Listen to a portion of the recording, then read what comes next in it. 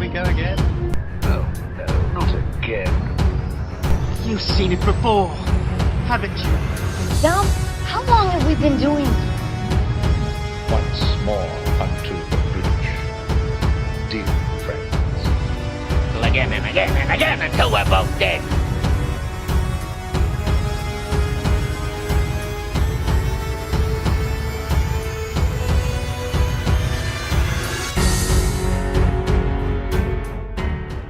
Hello and welcome to You've Seen It Before, movie reviews with connections in mind.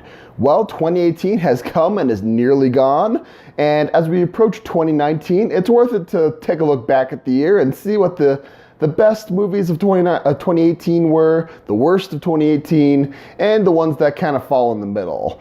So let's dive into the best and worst of 2018's films. So it's been said many times every single year, it seems, that each year is just filled with nothing but sequels, and even more sequels. That might be true. However, for me, some of the best movies of the year happen to be sequels, such as Deadpool 2, Incredibles 2, Mission Impossible Fallout, Ralph Breaks the Internet, Avengers Infinity War, and even Aquaman, which while it's a standalone movie, it also is a sequel in the DC Expanded Universe.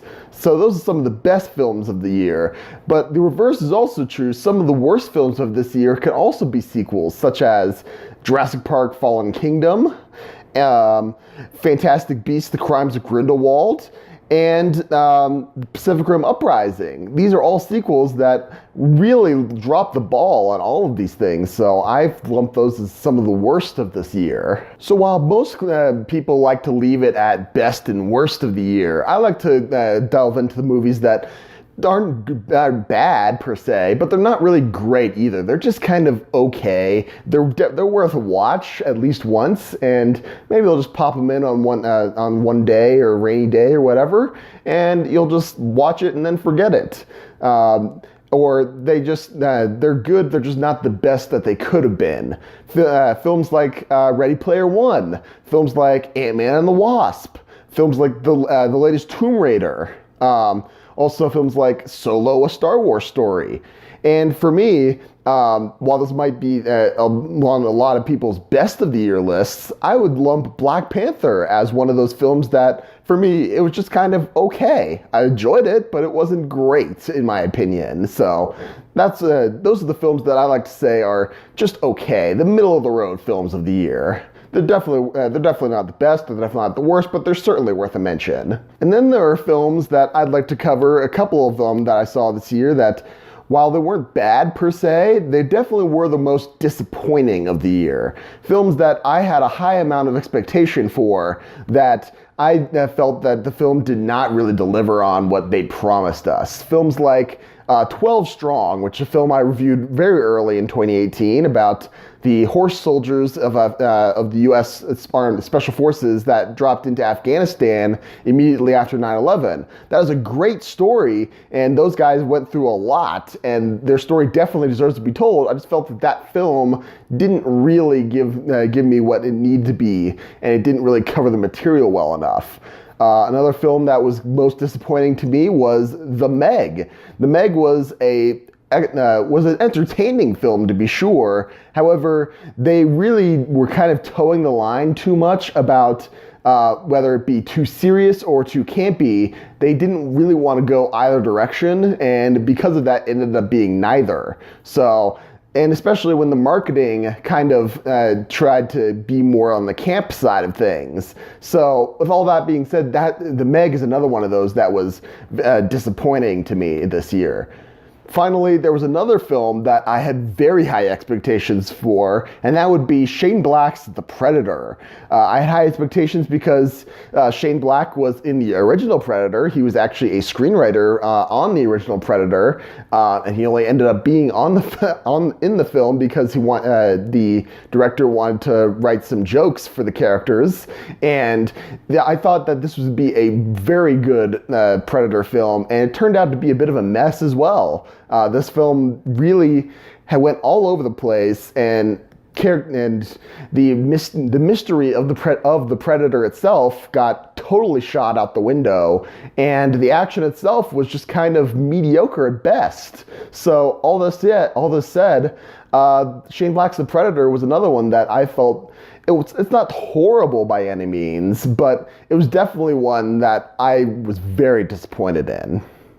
And with all this being said, what is my personal favorite of this year? I reviewed a bunch of movies in 2018, and while there aren't while there are a bunch that could be considered my favorites, there's one that really stood out to me as the most entertaining, and for me it was a tiebreaker.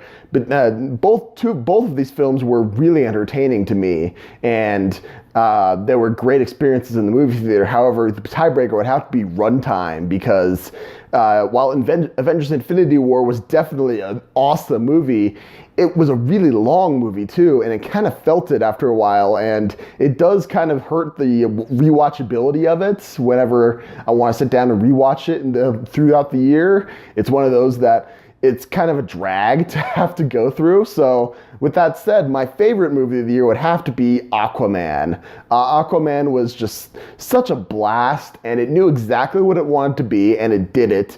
And I love Jason Momoa so much as an actor, and I've been following his career ever since I saw him in Stargate Atlantis back in the early 2000s, and he's just been doing so much great stuff, and he deserves this turn in the stardom that he's been receiving. So good job, Aquaman. Aquaman is my favorite movie of this year. So with the look back at 2018 complete, now it's time to look forward to what I'm going to be reviewing in 2019. There's going to be a ton of movies to be reviewed, and I have 25 different movies slated to review this year, and I may end up adding more throughout as the year goes on, as if something catches my eye. But these are the first few that I really that I'm looking forward to reviewing in 2019. Glass, which comes out January 18th. The Lego Movie 2, the second part, coming out February 8th. How to Train Your Dragon, The Hidden World, coming out February 22nd. Captain Marvel, coming out March 8th. Dumbo, coming out March 29th. Shazam, coming out April 5th. Hellboy, coming out April 12th. Avengers Endgame, coming out April 26th. Pokemon Detective Pikachu, coming out May 10th. John Wick 3, Parabellum, coming out May 17th. Aladdin, coming out May 24th. Godzilla, King of the Monsters, coming out May 31st. Dark Phoenix, coming out June 7th. Men in Black International, coming out June 14th. Toy Story 4, coming out June 21st. Ford vs. Ferrari, coming out June 28th. Spider-Man Far From Home, coming out July 5th. The Lion King, coming out July 19th. Hobbs and Shaw, coming out August 2nd. The New Mutants, also for August 2nd. Joker, coming out October 4th. Terminator 6, coming out November 1st. Midway, coming out November 8th. Jumanji 3, coming out December 13th. And finally, Star Wars Episode 9, coming out December 20th. Also this year, I'm going to be doing a video review of Jessica Jones Season 3 on Netflix, as well as a little different this year. I want to try to do a short-form vlog-style review of each episode coming out in this year for Star Trek Discovery Season 2 and The Orville Season 2. Just something new that I want to try out, and I want to do like shorter videos on each episode as they come out, give you my thoughts, and maybe something maybe stuff that you've seen before in them. There'll be some spoiler talk as well in each of these episodes.